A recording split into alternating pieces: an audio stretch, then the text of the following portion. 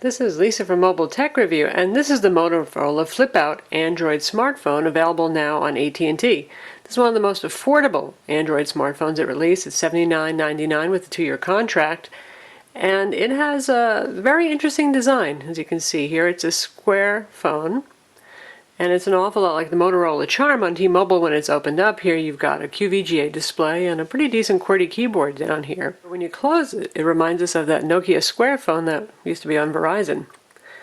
It's obviously a very pocketable phone. It weighs about 4.2 ounces, and it comes with 2 backs. We put on the playful Halloween orange back. You also get this standard black back with the phone. And up front here you can see you have standard capacitive buttons. Instead of the usual 4 Android buttons, we have 3. We have a menu button, the home button, and the back button. There is no search button.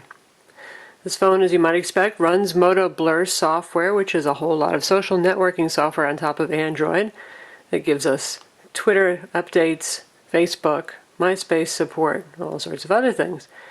But what we really like about this phone is it's actually very fast. It has a 720 megahertz TI-OMAP CPU, and Motoblur doesn't seem to be bogging it down as much as it usually does.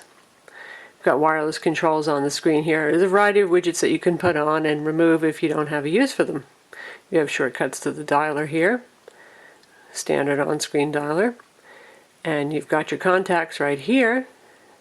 And again, this syncs with all your Facebook and Twitter contacts too, using Motoblur's service, which you'll sign up for when you get the phone.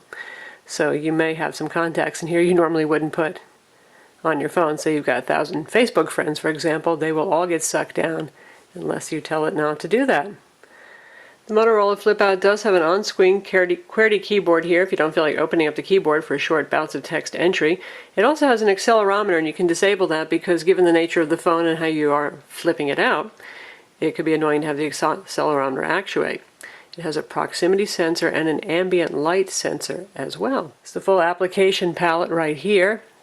As you can see, icons are not looking that great, and text is a little bit jaggy. Same problem we saw on the Charm.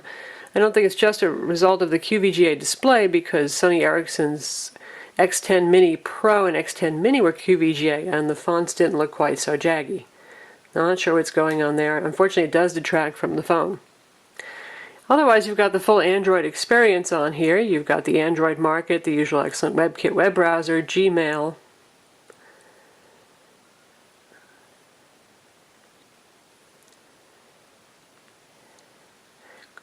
You've got Google search here, happily, including Google Voice Search, since this runs Android 2.1, and a whole bunch of AT&T software, including AT&T Navigator, Yellow Pages, Mobileware, a lot of stuff that you just can't delete.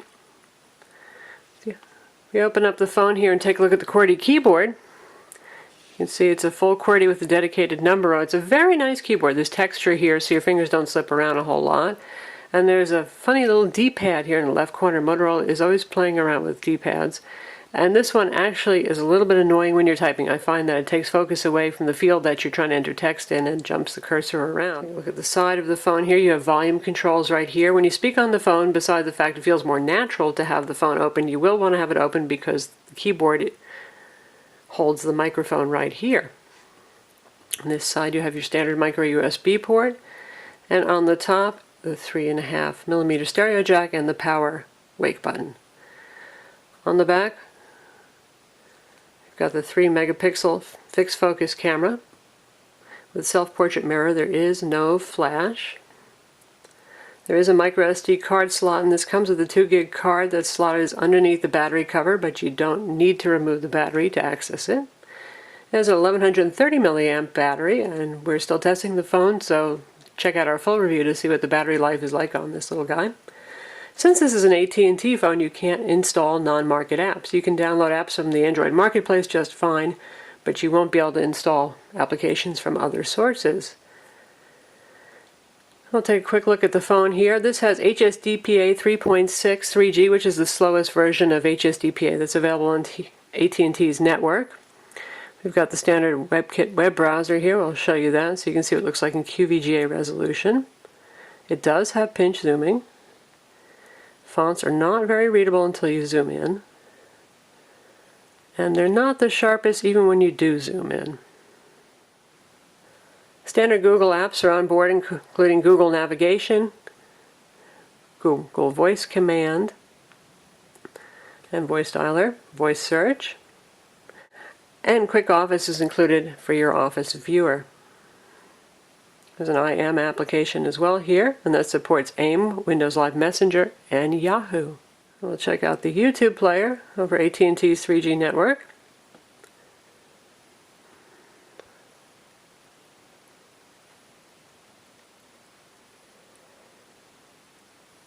And we'll just pick something from the front screen.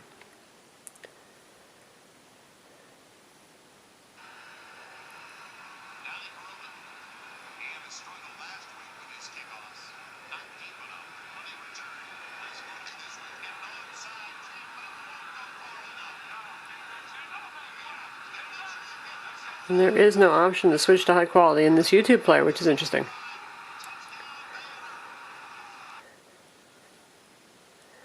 Reception is average on AT&T's network. It's not one of those super strong Motorola phones, which is surprising. They usually have great RF. Voice quality is okay. Outgoing voice sounds a bit digitized, but you are intelligible when using the phone. You have AT&T Navigator on here, of course, Google Maps as well for location and navigation. This is a small screen and a small display, so you're not going to see a lot of maps at a time, but it does work just fine, and the GPS locked on for us.